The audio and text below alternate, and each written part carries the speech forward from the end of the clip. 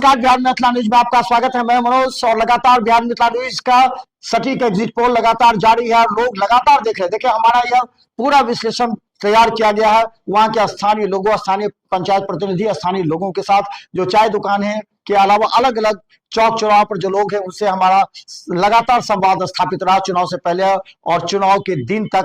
तो कई विश्लेषण में कुछ उलट पुलट भी सामने नजर आए।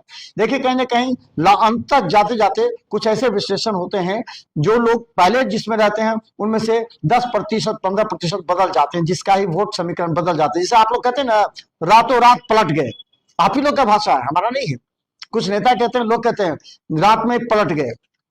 तो ये जो अलट पलट जो होता है ना, उसका विश्लेषण समझ लीजिए। यही वोट को किसी का ग्राफ, किसी का लीड बढ़ाता है, किसी का कम करता है।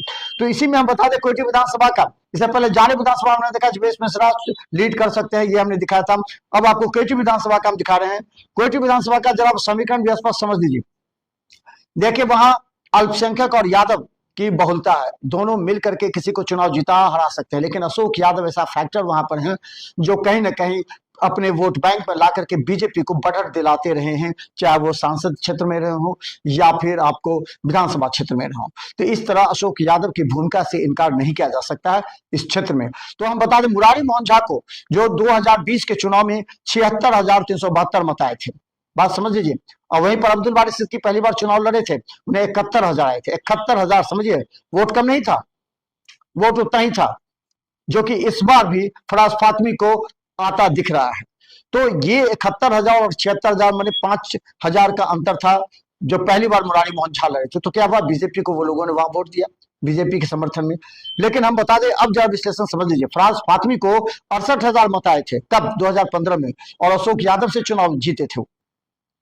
तो इस परिस्थिति में वहां का जो समीकरण बना, इससे अंदाजा लगाया जा सकता है कि क्या फराज फातमी का इस बार क्या स्थिति रही। और हम बता दें, देखिए, जो बिल्टू सहनी थे, बिल्टू सहनी का जो समीकरण था, ये उम्मीद लगाया जा रहा था कि बिल्टू सहनी के पक्ष में अगर सहनी समाज आते हैं तो इसका फायदा बीजेपी को होगा या फिर आरजेडी को हो सकता है। लेकिन देखिए, यहाँ समीकरण जिस तरह से अनुमान लगाए गए थे बिल्टू सहनी को, इसलिए टोटल जन स्वराज का वोट का आकलन अगर करते हैं तो हम 2,000 से 3,000 के अंदर ही करते हैं। ये बिल्टू सहनी का वोट बैंक का जो स्थिति है वो हम बता दें। वहीं बता दें, मोहम्मद अतीसुर रहमानी जो कि AIMIM के वहां के प्रत्याशी रहे, उनको भी 2 से 3,000 मत आने की संभावना है। अगर ये वोट कटते हैं तो ये निश्चित तौर पर कटेंगे आपको फराज फातमी से। वे बता दें, धीरज यादव जो कि स्थानीय वहां के पंचायत प्रतिनिधि भी रहे हैं, मिश्री लाल यादव का अच्छा वहां पकड़ भी है। तो मिश्री लाल यादव कितना से वोट काट सकते हैं, 3 से 5,000 मत काट सकते हैं। तो ये जो 3 से 5,000 मत कटेगा वो निश्चित तौर पर फराज फातमी का कटेगा, क्योंकि ये लोग जानते हैं कि बीजेपी का वोट, बीजेपी का तो पहले से धीरज यादव से 36 का आंकड़ा रहा है। तो इस वजह से वहां जो वोट कटेगा 3 से 5,000 वोट धीरज यादव भी काट सकते हैं, अनीसुर रहमानी AIMIM भी काट सकते हैं, और बिल्टू सनी अगर वोट काटेंगे तो वो काटेंगे बीजेपी का। लेकिन कुछ वोट ऐसा था जो कि आरजेडी में भी जाता दिख रहा है जब से मुकेश सहनी के डिप्टी CM की बात हुई है। अब समझ लीजिए मुरारी मोहन झा को कितना मत आएगा। सबसे पहले हम फराज फातमी को बताते हैं। देखिए, फराज फातमी को पिछले बार की तुलना में लगभग 70,000 मत आने की संभावना है, जिसमें प्लस माइनस 5,000 हो सकता है, यानी 5,000 प्लस होगा उनमें 75,000। तो फिर उम्मीद है जितने उनके जो हैं, चाहे वो AIMIM हो या धीरज यादव हो या अन्य हो, वो काट सकते हैं 5,000।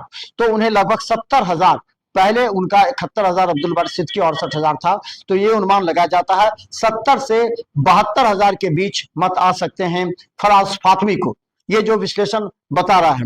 वहीं हम बता दें कि अब मुरारी मोहन झा का भी समझ लीजिए। मुरारी मोहन झा को 76,000 मत आए थे, लेकिन एंटी इनकम्बेंसी 10,000 उनका हम मान लेते हैं कि कुछ लोग ऐसे हैं जो विरोध कर सकते हैं, कुछ लोग उनका वोट काट सकते हैं।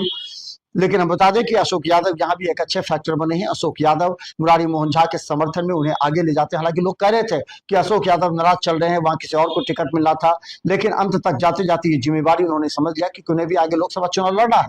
तो इस तरह वो अगर किसी भी तरह से अगर थोड़ा सा भी परहेज करेंगे, लापरवाह बरतेंगे, तो इसका असर लोकसभा चुनाव में ही पड़ेगा। इसलिए अशोक यादव ने पूरी समर्थन के साथ मुरारी मोहन झा को उन जगहों पर जहां के वोट बैंक फराज फातमी में जाते दिखे तो उनको वापस लाने का प्रयास किया।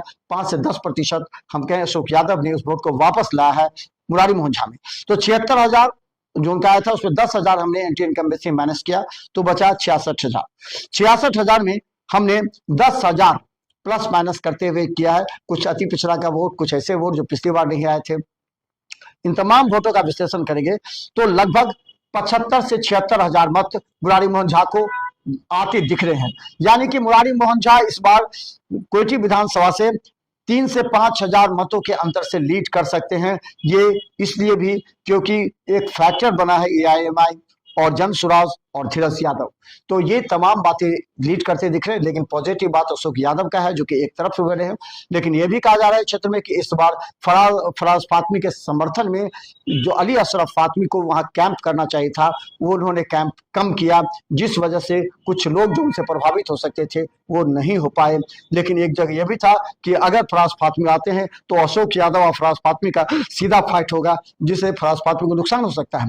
इस वजह से फराज फातमी अकेला इस बार चुनाव में लड़ते दिखाई दिए। अकेला ही फराज फातमी विभिन्न जगहों पर लड़े और तेजस्वी यादव उनके कार्यक्रम में आकर के पहली बार जनसभा को संबोधित किए, तो इससे ज्यादा मत तो मिला, लेकिन 3 से 5,000 की लीडिंग आज के विश्लेषण में मुरारी मोहन झा को ज्यादा दिख रहा है। तो देखिए बिहार मिता न्यूज को क्या बता दें, 14 नवंबर को सुबह 7 बजे से मतगणना अपडेट और लाइव बिहार मिता न्यूज पर अभी से सब्सक्राइब करें ताकि आप मिस मत कीजिए। फोन मत कीजिएगा क्योंकि फोन हम उठाने वाले भी नहीं है, ना हमारा कोई स्टाफ उठा पाएगा। बस आप सीधा सब्सक्राइब करके देखें कौन लीड कर रहा है, कौन आगे जा रहा है, क्योंकि लाखों लोग जो है जीटीपी, सीटीपी केबल और दर्श पर लोग देख रहे हैं और हम आपको हर अपडेट अपने वो तमाम रिपोर्टर्स और ऑफिस स्टाफ जो भी हैं दिन रात स्टूडियो में काम करेंगे, ये तमाम लोग आपको अपडेट रखेंगे। तो देखते रहिए बिहार मिता न्यूज। कोयटी से 3 से 5,000 से मुरारी मोहन झा की लीडिंग फिर जाती दिख रही है। धन्यवाद।